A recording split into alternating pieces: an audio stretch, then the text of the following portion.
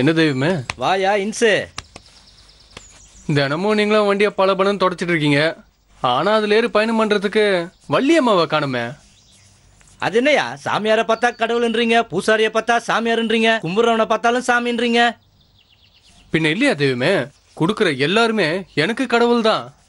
எனக்கு எந்த வேதமும் இல்லை. நான் என்னைக்குமே பக்தன் தான். இங்க பாரு இன்சு, இந்த கடவுள் தெய்வம்லாம் வள்ளியம்மையோட வச்சுக்க. என்கிட்ட உன் வேலையெல்லாம் காட்டாத. ஏன்னா உன்னை விட நானு அடிமட்ட பக்தன். எனக்கு புரியுது தெய்வமே. ஆனா என்னால அப்படி கூப்பிடாம இருக்க முடியலையே. நாரதருக்கு ஒரு நாளைக்கு ஒரு கலகம் செய்யலனா அவர் தலை சுக்கு நூறா உடஞ்சிருமா.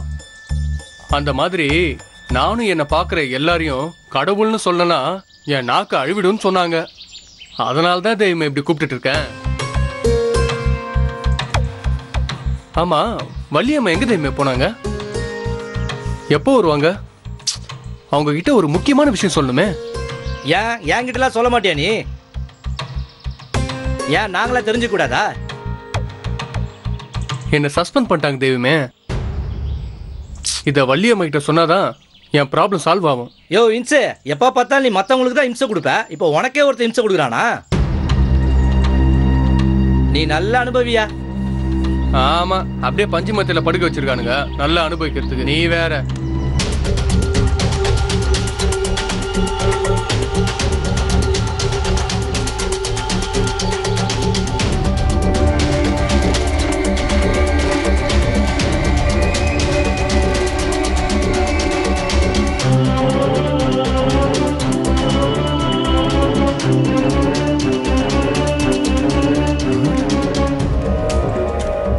இவன் மாயனாச்சே.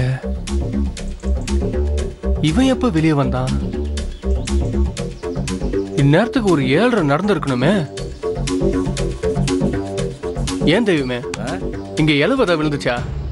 யோ இன்சு, ஏன் அபசகுணமா பேசிட்டு இருக்க? இல்லையே, இந்நேரத்துக்கு ஒரு இலவு விழுந்திருக்கணுமே. இரு தெய்வமே, வரேன்.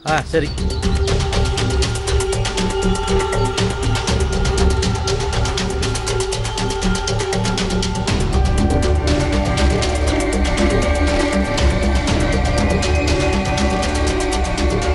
இவன் மாயனாச்சே.